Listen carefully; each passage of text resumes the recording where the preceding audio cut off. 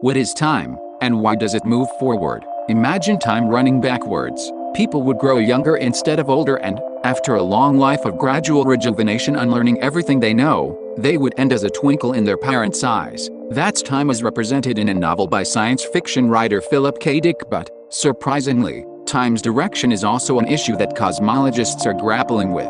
While we take for granted that time has a given direction, physicists don't. Most natural laws are time reversible, which means they would work just as well if time was defined as running backwards. So why does time always move forward? And will it always do so? Does time have a beginning? Any universal concept of time must ultimately be based on the evolution of the cosmos itself. When you look up at the universe, you're seeing events that happened in the past. It takes light time to reach us. In fact, even the simplest observation can help us understand cosmological time. For example, the fact that the night sky is dark. If the universe had an infinite past and was infinite in extent, the night sky would be completely bright, filled with the light from an infinite number of stars in a cosmos that had always existed.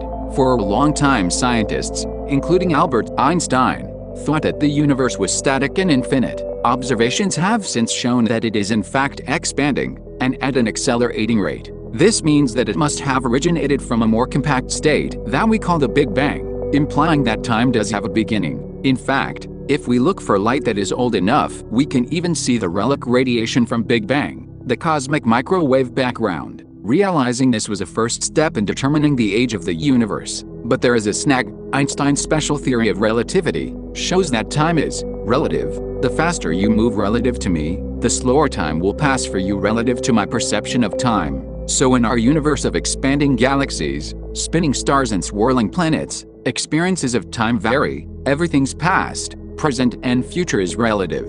So is there a universal time that we could all agree on? It turns out that because the universe is on average the same everywhere, and on average looks the same in every direction, there does exist a cosmic time. To measure it, all we have to do is measure the properties of the cosmic microwave background. Cosmologists have used this to determine the age of the universe, its cosmic age. It turns out that the universe is 13.799 billion years old, time zero. So we know time most likely started during the Big Bang. But there is one nagging question that remains: what exactly is time? To unpack this question, we have to look at the basic properties of space and time. In the dimension of space, you can move forwards and backwards. Commuters experience this every day. But time is different. It has a direction. You always move forward, never in reverse. So why is the dimension of time irreversible? This is one of the major unsolved problems in physics. To explain why time itself is irreversible, we need to find processes in nature that are also irreversible. One of the few such concepts in physics and life is that things tend to become less tidy as time passes.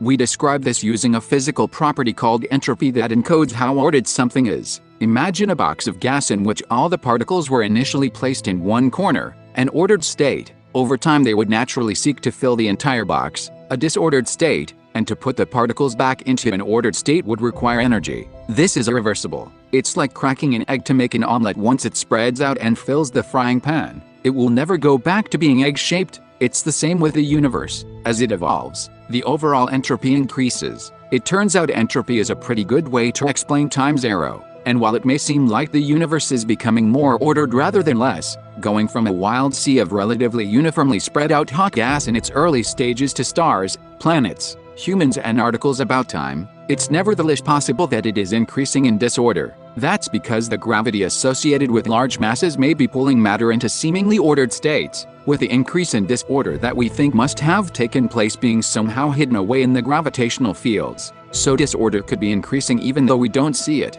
But given nature's tendency to prefer disorder, why did the universe start off in such an ordered state in the first place? This is still considered a mystery. Some researchers argue that the Big Bang may not even have been the beginning. There may in fact be parallel universes where time runs in different directions. Will time end? Time had a beginning, but whether it will have an end depends on the nature of the dark energy that is causing it to expand at an accelerating rate. The rate of this expansion may eventually tear the universe apart, forcing it to end in a big rip. Alternatively, dark energy may decay, reversing the Big Bang and ending the universe in a big crunch, or the universe may simply expand forever. But would any of these future scenarios end time? Well, according to the strange rules of quantum mechanics, tiny random particles can momentarily pop out of a vacuum, something seen constantly in particle physics experiments. Some have argued that dark energy could cause such quantum fluctuations, giving rise to a new Big Bang, ending our timeline and starting a new one. While this is extremely speculative and highly unlikely,